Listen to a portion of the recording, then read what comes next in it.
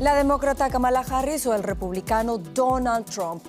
Uno de ellos será elegido para asumir la presidencia de los Estados Unidos por un periodo de 4 años en una de las elecciones más reñidas de los últimos tiempos en ese país.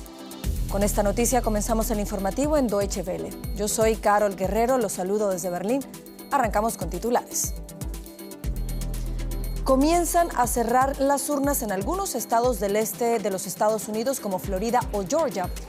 Este último es uno de los llamados estado bisagra, ya que puede ser decisivo en la carrera entre Harris y Trump por la Casa Blanca. En Israel, el primer ministro Benjamín Netanyahu destituyó al ministro de Defensa Yoav Gallant, argumentando pérdida de confianza. Gallant será reemplazado por el actual ministro de Exteriores, Israel Katz.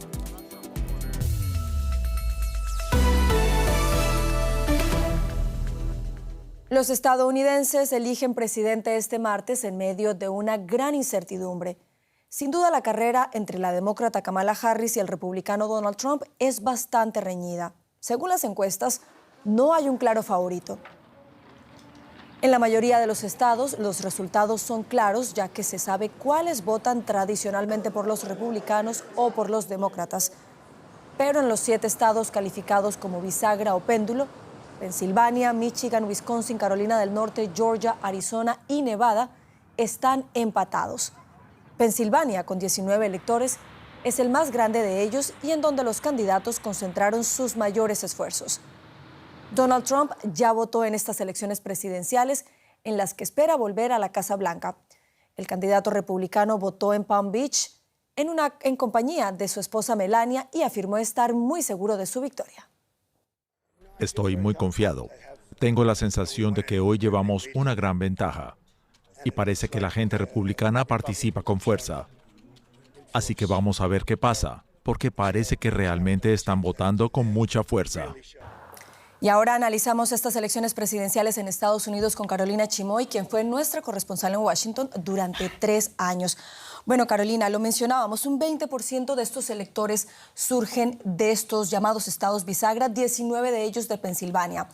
En 2016 ganó allí Trump, en 2020 ganó allí Biden. ¿Se puede decir que quien gana en Pensilvania gana la presidencia de los Estados Unidos? Es difícil decirlo de esa manera, no firmaría eso, pero sí es un estado definitivamente muy importante dentro de los 7 estados clave que acabas de mencionar, Carol. Si Harris gana los estados que se supone son claramente demócratas y Trump gana los estados que son claramente republicanos, entonces ellos tendrían que ganar 44 votos de estos 7 estados y Trump tendría que ganar 51 votos electorales de estos 7 estados. Ahora, justamente por eso, esos 19 delegados, esos 19 votos electorales de Pensilvania son importantes y tienen un peso grande por eso. Como bien mencionaste, en las elecciones del 2020, Biden ganó el estado de Pensilvania, pero por un margen muy estrecho de solo 80,000 votos, y Trump ganó ese estado en el 2016 también por un margen muy estrecho. Es decir, también es difícil decir que ganaron claramente porque fueron solamente un par de votos en aquellas elecciones. Ahora, en las últimas elecciones, las encuestas le están dando 2 estados clave a Harris y 4 estados clave a Trump. Pensilvania, Carol, está empatado en las encuestas, entonces todos van a estar mirando ese estado y cada uno de los votos que vayan a ir llegando a lo largo de la noche y a lo largo del día de mañana también de ese estado. Es importante mencionar también que desde el año 1984 no ha habido un presidente demócrata que se haya convertido en presidente, que haya ganado las elecciones sin haber ganado el estado de Pensilvania. Carolina Chimoy, gracias por tu análisis. Mucho gusto, Carol. Pues seguimos hablando de este estado clave de Pensilvania con el periodista José Díaz Briceño, a quien saludamos a esta hora en Washington. José, buenas noches. Hoy tú has estado en Pensilvania y allí tuviste la oportunidad de conversar con votantes del estado que puede ser la llave de la victoria. ¿Qué testimonios recogiste allí, José? Así es, un día de otoño de alta afluencia en muchos de los centros de votación que visitamos, específicamente en el condado de York, un condado sólidamente trumpista, donde más de 60% en 2020 votaron por el expresidente. Y ahí vimos a la base republicana votando, acudiendo a las urnas, asegurando de que la economía ha sido mal manejada por el presidente Biden, y también asegurando que hay dudas sobre el proceso electoral. Y sin embargo, lo que sí fue notable es la energía de los votantes demócratas que logramos entrevistar en ese condado de York, que a pesar de ser trumpista, salieron a las urnas. Había muchas mujeres en los precintos que logramos visitar en este condado de York, el tema del aborto como uno de los temas principales, pero también se sentía en buena parte de los electorados demócratas una ansiedad sobre lo que está ocurriendo y la primacía que tiene el estado de Pensilvania con esos 19 votos electorales para definir al ganador de la Casa Blanca esta noche o más adelante en los próximos días. José, de otra parte, la participación en las urnas ha sido bastante alta. ¿Por qué crees que estas elecciones han movilizado tanto a los votantes estadounidenses? Sí, hay que recordar que en 2020 la participación de entre los votantes registrados fue de 66%, esto en la elección entre Biden contra Trump en 2020. Y se esperaba, de acuerdo con el Laboratorio de Política de la Universidad de Florida, que en esta ocasión la participación ronde en alrededor de 64%. Pero lo que hemos visto a partir de los reportes en tierra en Pensilvania y en otros de los estados claves es que la participación, como ya se había visto en el voto anticipado, está sumamente alta, particularmente entre los jóvenes, los latinos, y veremos exactamente hacia dónde se inclinan. Y sin embargo, hay que decir, en principio, los colegios universitarios tradicionalmente ayudan a los demócratas. Es decir, veremos si esa predicción se cumple, que se llega al 64% de la participación, o si se llega al 66% de 2020. Pues por supuesto estaremos muy atentos a eso. José Díaz Briceño en Washington, gracias por estas informaciones. Y tanto la campaña de Kamala Harris como la de Donald Trump han dedicado grandes cantidades de tiempo y también de dinero a un puñado de estados donde históricamente la balanza puede inclinarse hacia uno u otro lado. El resto del país queda en segundo plano. Una de las particularidades del sistema electoral estadounidense es que el ganador de la carrera hacia la Casa Blanca no necesita ganar el voto popular. Se supone que las elecciones en Estados Unidos representan la voluntad popular, pero ¿es así? Sí, pero indirectamente. El partido vencedor en cada estado envía a un colegio electoral todos los delegados de ese estado. No hay reparto proporcional. Ello concede un estatus determinante a los llamados estados bisagra. El presidente puede llegar a la Casa Blanca sin la mayoría en todo el país. Eso ha pasado ya 5 veces en la historia del país y podría suceder esta vez. Así es como funciona el sistema. Para que un candidato presidencial gane, debe obtener la mayoría de los votos electorales. El número de votos electorales de cada estado se basa en su población.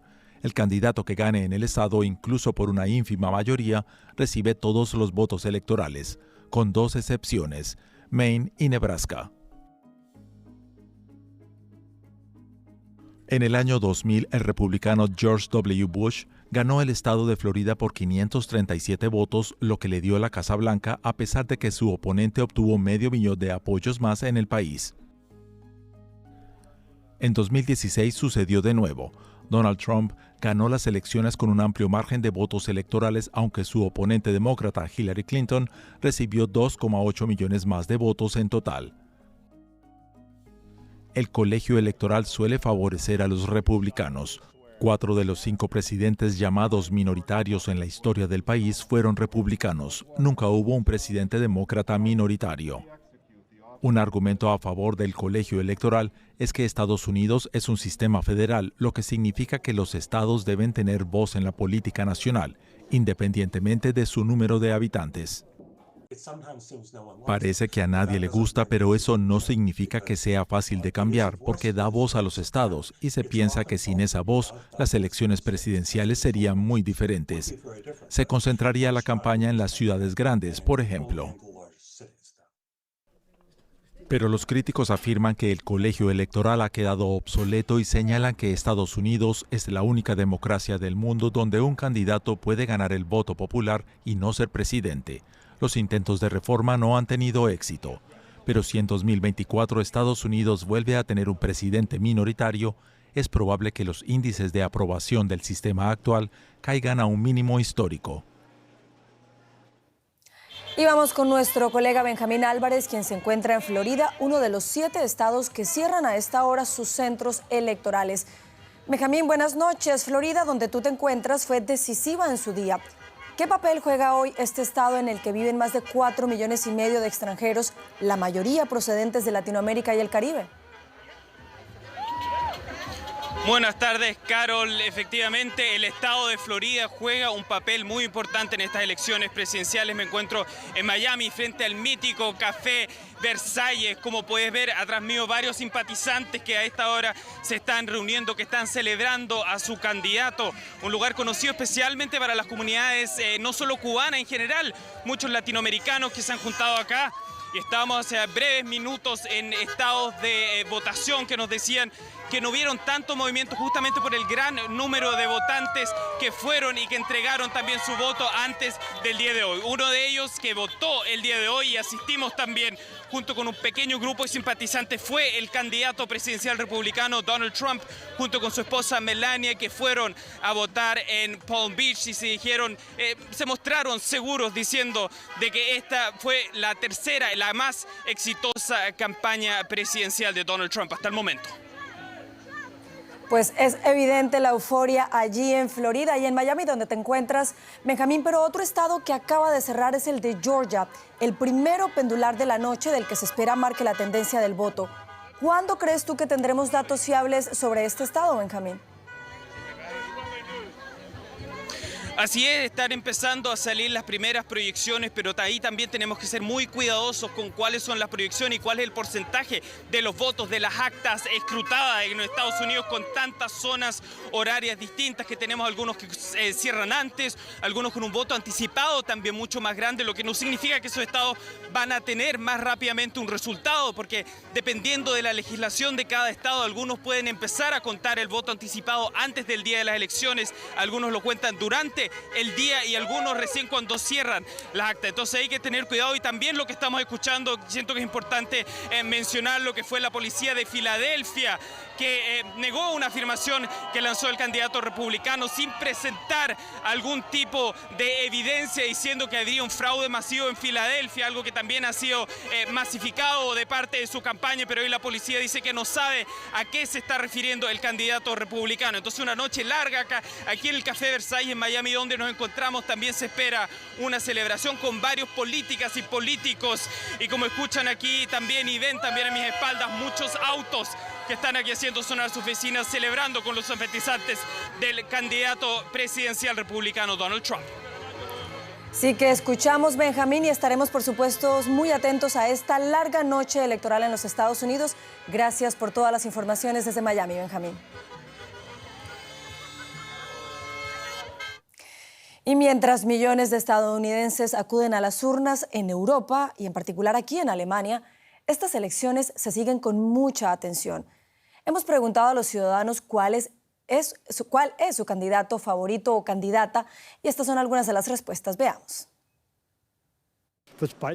Se lo deseo a los dos, pero me inclinaría por Trump. Creo que acabaría con la guerra, eso dicen. Ya hemos visto cómo es Donald Trump de presidente. Hemos seguido sus campañas y la verdad es que me asombra que puedan elegir a alguien así. Ojalá que Kamala Harris acabe con esto.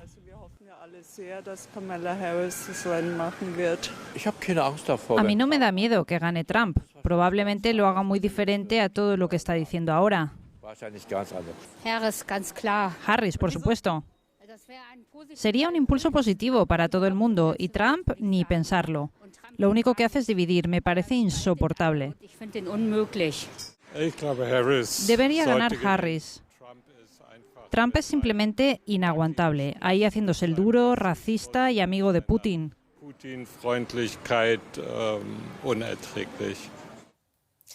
Y desde Estudio Parlamentario, nuestro analista político Emily Vinagre nos cuenta cuál de los candidatos a la presidencia de los Estados Unidos prefieren los alemanes. Escuchemos qué nos dice. Las preferencias en Alemania están claras. El grueso de los ciudadanos y el propio gobierno apuestan por una victoria de Kamala Harris. Muchos consideran que un triunfo de la candidata demócrata garantizaría mantener unas buenas relaciones transatlánticas. O dicho de otra manera, que un nuevo mandato de Trump supondría, entre otras cosas, el inicio de una guerra comercial con el bloque europeo y con Berlín. Lo cual no es ningún secreto, con el candidato republicano amenazando, por ejemplo, con introducir aranceles de entre el 10 y el 20% a las importaciones alemanas y europeas. Todo ello, sin embargo, no puede ocultar otra realidad, y es que una nueva administración demócrata no garantizaría un mejor trato de Washington a sus socios europeos. Lo demostró en el pasado Joe Biden con su política de subvenciones a empresas tecnológicas o al sector de las energías renovables, y nada indica que Harris no pretenda seguir ese camino. Como dijo recientemente el presidente del Consejo Europeo, Charles Michel, Estados Unidos es un país proteccionista y seguirá siéndolo, con Harris o con Trump. Y ya nos acompaña Rosa Casals, es decir, que vamos con la información económica para ver la perspectiva económica de estas elecciones, Rosa. Así es, con eso vamos, Carol. ¿Donald Trump o Kamala Harris? ¿De qué dependerá la victoria de uno u otro? ¿Qué temas han centrado la campaña? ¿Y cuánto se juegan los estadounidenses en estas elecciones? Además de la inmigración y el aborto, la economía ha dominado el debate en estos comicios. Aunque Estados Unidos muestra un crecimiento sólido, la inflación y el coste de la vida afectan a la percepción ciudadana. Según un análisis de septiembre del Centro de Estudios Pew Research, un 81% de los votantes considera la economía un factor decisivo y los candidatos lo saben. De acuerdo con un estudio de Gallup este octubre, el 54% de los votantes cree que Trump manejaría mejor la economía. Harris, consciente del descontento ciudadano, se ha posicionado como la candidata de la clase media y su voluntad es reducir los precios de la vivienda y los alimentos. Los estadounidenses están preocupados por su situación económica y votan con el bolsillo, algo bastante habitual. Nos vamos a Nueva York en busca de más detalles. Ana Nieto, cuéntanos, ¿qué propuestas tienen los candidatos para la economía? Pues para empezar, y en clave interna, las rebajas de impuestos aprobados por Trump durante su mandato caducan el año que viene. Trump quiere mantenerlos y rebajar los impuestos a las empresas. Harris quiere subir los impuestos a las empresas y también a los que ingresan más de $1 millón al año. En materia de vivienda, ambos se han comprometido a atacar el problema de la falta de oferta. Harris quiere que se construyan 3 millones de viviendas y Trump dice que liberará suelo federal para hacerlo. Harris ha propuesto subir el salario mínimo federal, estancado desde el año 2009, y Trump quiere acabar con los subsidios y con la transición energética a las renovables que ha comenzado Joe Biden. Harris quiere legislar para evitar acuerdos de precios inflacionarios, sobre todo para bienes de primera necesidad. Y Donald Trump ha propuesto aranceles para todas las importaciones que lleguen a Estados Unidos. Ambas propuestas son deficitarias. Lo que pasa es que la propuesta de Donald Trump duplica el déficit que tendría la de Kamala Harris. Ana, la inmigración también es uno de los temas que llevan a los estadounidenses a las urnas. ¿Qué opciones tienen los votantes en este sentido? La opción que prepara Trump es deportar a 11 millones de personas, que es la cifra aproximada de indocumentados en este país. Es una operación muy cara de poner en marcha. El American Immigration Council calcula que costaría unos $88.000 millones al año durante una década.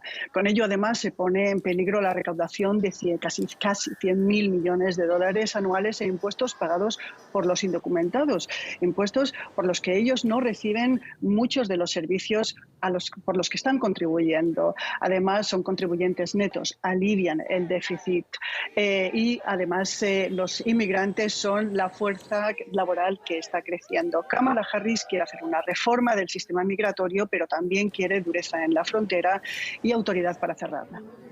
Muchísimas gracias, Ana, por este último repaso sobre las propuestas económicas de los candidatos. Gracias. Y el resultado de las elecciones en Estados Unidos tendrá sin duda repercusiones económicas globales y muy particularmente en América Latina. La región tiene lazos profundos en términos de comercio con la mayor economía del planeta. Estados Unidos es el segundo socio comercial de Brasil, solo detrás de China, y existe un importante flujo de importaciones y exportaciones entre ambos países. Hay dos principales temas que podrían generar repercusiones en la economía brasileña: las cuentas públicas estadounidenses y el proteccionismo marcado por la guerra comercial contra China. Harris representa la continuidad de la administración Biden, lo que sugiere que no habría cambios radicales. Por otro lado, Trump es un gran partidario del proteccionismo económico, lo que no favorecería una ampliación de las relaciones comerciales. ¿Cómo ve Brasil estas elecciones? ¿Cuáles son sus expectativas, esperanzas y temores? Preguntamos en Brasilia a nuestro compañero Marcelo Silva de Sousa. Marcelo, muy buenas noches. Si tenemos en cuenta el aspecto económico de la relación bilateral, ¿a qué candidato prefiere Brasil, Harris o Trump? El gobierno de Lula da Silva hace fuerza por estas horas por la candidata demócrata Kamala Harris, no solo por la mayor proximidad ideológica con los demócratas, sino porque entienden que un eventual triunfo de Trump tiene el potencial de perjudicar el crecimiento económico de Brasil. Una agenda de Trump más marcadamente proteccionista bajo el lema Estados Unidos primero, que perjudicaría a Brasil por dos vías. Primero, por la vía comercial, por la política de levantar barreras arancelarias, y Brasil tiene en los Estados Unidos su segundo mayor destino de exportaciones, esencialmente en sectores como el acero, el hierro, el café y también los aviones, que explican 500.000 puestos de trabajo aquí en Brasil. Pero por otro lado, por la vía financiera, porque las propuestas de Trump, entre ellas la expulsión en masa de inmigrantes, tiende a recalentar el mercado de trabajo y fortalecer el dólar y en el mediano plazo llevar al estímulo para que la Reserva Federal aumente tipos. Esto lleva al mismo tiempo a desvalorizar las monedas de los emergentes y a hacer menos atractivo la inversión extranjera en países como Brasil. Marcelo, el medio ambiente es una cuestión sumamente importante para Brasil. ¿Qué impacto pueden tener las posturas antagónicas de ambos candidatos en este campo? ¿Qué harían uno y otro? Bueno, es otro tema que también distingue a los candidatos a la presidencia de Estados Unidos. Donald Trump, que sabemos tiene la promesa de abandonar el Acuerdo de París, con lo cual es difícil pensar en cooperación en materia medioambiental con Brasil. Ya en el caso de Kamala Harris, hay que recordar que como fiscal general de California en 2019 estaba muy atenta a lo que pasaba aquí en Brasil bajo la presidencia del exmandatario Jair Bolsonaro, cuando criticaba el avance de la deforestación. Brasil espera que tal vez se reactive la cooperación y el aporte de fondos, por ejemplo, para el Fondo Amazonía, para financiar proyectos de protección medioambiental y, ¿por qué no?, convertir a Brasil en un proveedor de los llamados minerales raros, como el níquel, como el cobalto, claves para la transición energética, asunto que apenas forma parte de la agenda demócrata. Interesante, muchísimas gracias por el reporte, Marcelo. Y volvemos con la actualidad política internacional. Carol, hablamos de España. Sí, Rosa, vamos a España, Rosa, porque el presidente del gobierno, Pedro Sánchez, anunció el martes un plan de ayuda de 10.600 millones de euros para las personas y negocios afectados por las inundaciones que golpearon Valencia y otras zonas la semana pasada. Los equipos de rescate centran las operaciones de búsqueda de víctimas en centros comerciales, estacionamientos y espacios subterráneos. También buscan víctimas mortales en la desembocadura de ríos. Las inundaciones dejaron al menos 219 muertos, pero las autoridades temen que el número de fallecidos aumente. El gobierno asegura que quedan 89 denuncias activas de desaparecidos. Y vamos a Israel, porque allí el primer ministro de ese país, Benjamín Netanyahu, destituyó este martes a su ministro de Defensa, Yoav Gallant, por discrepancias en la gestión de la guerra en Gaza. Según Netanyahu, en los últimos meses perdió la confianza en Gallant después de haber tenido brechas significativas en el manejo de la campaña militar para acabar con Hamás, considerada organización terrorista por la Unión Europea. Netanyahu nombró en su lugar al ministro de Exteriores Israel Katz. Por su parte, Gallant publicó en la red social X que la seguridad de Israel fue y será siempre la misión de su vida. Escuchemos las palabras de Benjamín Netanyahu. La confianza que tenía en el ministro de Defensa se ha roto. Había diferencias sobre el manejo de la campaña militar y esas diferencias fueron acompañadas de declaraciones y acciones por su parte que contradecían decisiones del gobierno y del gabinete. La crisis de confianza con el ministro de Defensa ha pasado al dominio público y no permite el desarrollo adecuado de la campaña. La mayoría de los miembros del gobierno y del gabinete comparten esa sensación. Y por eso he decidido terminar el mandato del ministro de Defensa. Israel Katz ocupará su lugar. La periodista Maya Siminovich nos cuenta desde Tel Aviv más detalles sobre esta destitución de Yoav Gallant como ministro de Defensa de Israel. Hola, efectivamente Netanyahu ha despedido al ministro de Defensa Yoav Gallant por segunda vez. La primera vez fue hace algo más de un año, antes de la guerra en curso, cuando Gallant se opuso a la reforma o modificación judicial que la coalición de gobierno de Netanyahu estaba llevando a cabo. En esta ocasión el timing ha dejado de piedra a los israelíes, han salido a manifestarse espontáneamente en diferentes ciudades, está habiendo incidentes violentos en estas manifestaciones también.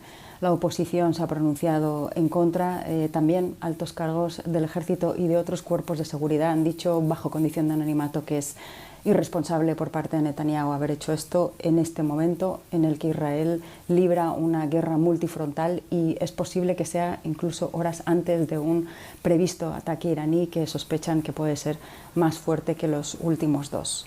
En este caso, los analistas de la oposición y también las familias de los secuestrados acusan a Netanyahu de haber politizado esto de nuevo, haber tomado una decisión porque la parte más de la derecha de su coalición de gobierno exige que los ultraortodoxos no vayan al ejército y esta es una ley, un contencioso que tenía más enemistados, si cabe aún, a los ya enemistados Netanyahu y Gallant. Gallant se oponía a esto, tenía mucho interés en que fueran todos los ultraortodoxos que se pudieran reclutar al esfuerzo bélico que está ejerciendo Israel en estos momentos. Y parece ser que este es el motivo del despido de Gallant. Quien lo va a sustituir interinamente es Israel Katz. Y despedimos en México porque allí la Suprema Corte de Justicia votó este martes en contra de aplazar la discusión sobre la reforma judicial, negando una propuesta que argumentaba la necesidad de priorizar la reciente norma de supremacía constitucional. Cientos de trabajadores judiciales se manifestaron en apoyo a los ministros que defendieron dicha moción. Un inédito choque de poderes amenaza con desatar una crisis institucional. La elección popular de jueces aprobada por el Congreso y que el gobierno defiende para enfrentar la corrupción afectará, según críticos, la independencia de los magistrados. Hasta aquí las noticias. Sigan conectados a Deutsche Welle. Los espero en menos de una hora con más informaciones.